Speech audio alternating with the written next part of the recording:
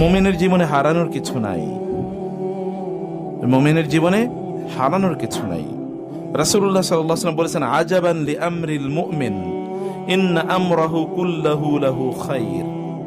ঈমানদারের, মুমিনের অবস্থাটা অবাক করার মতো। যাই তার জীবনে ঘটুক না কেন, এটাই তার জন্য কল্যাণকর। যখনই আপনি কোনো বিপদে পড়বেন, রাত আপনাকে চারিদিক থেকে ঘিরে রেখেছে, তখন আপনি দিনের প্রত্যাশায় আল্লাহর উপর তাওয়াক্কুল করুন। যত বড় বিপদই হোক না কেন, আল্লাহর সে কি বিপদ বড় নাকি? বুঝেন নেই? আপনার বিপদ কি আল্লাহর ক্ষমতার চেয়ে বড়? আপনার বিপদ কি আল্লাহর মার্সির চেয়ে বড়? আপনার কতটুকু সমস্যা আছে?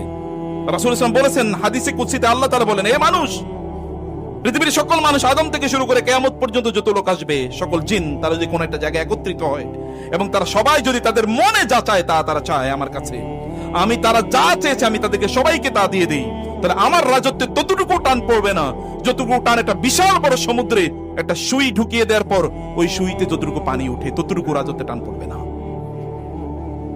তিনি কি কিয়ামত সেই সৃষ্টির শুরু থেকে এখন পর্যন্ত দিয়ে যান নাই? কোথাও তার শর্টেজ আছে, কত কমতি আছে? বলছে নাকি যে আমার তোমার জন্য এখন বাজেট নাই, বাজেট কম, এবার স্যার একটু বাজেট কম, এটা তিনি বলেছেন না? অভাব নাই তো, তিনি সব তৈরি করে রেখেছেন। আমাদেরকে ইকোনমিস্টরা শিখাইছে, ভুয়া ইকোনমিস্টরা, যে পৃথিবীতে রিসোর্স হচ্ছে লিমিটেড। মিথ্যাবাদী ওরা, মিথ্যা কথা বলে তারপরে সব সম্পদ লুট করে নিয়ে যেতে চায়। ওই যে যেমন ভেনেজুয়েলা দখল করতে চায় হলো কে?